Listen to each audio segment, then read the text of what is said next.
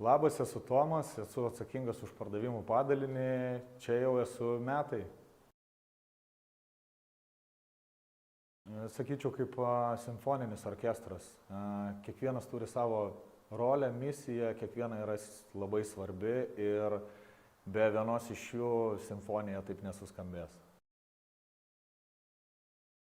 Manau, dinamiškumo, tolerancijos ir greitai reaguoti į besikeičiančią situaciją. Popietė su vadovu, kai pasidalina savo know-how ne tik darbiniu, bet ir gyvenimišku.